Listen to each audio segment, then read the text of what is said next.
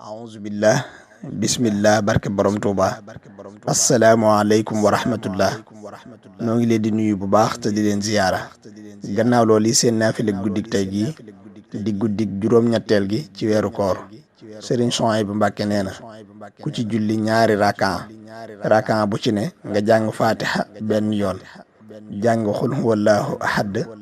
ba saadu jeex fukki yoon ak ñaar ku def loolu xarafu ci nekk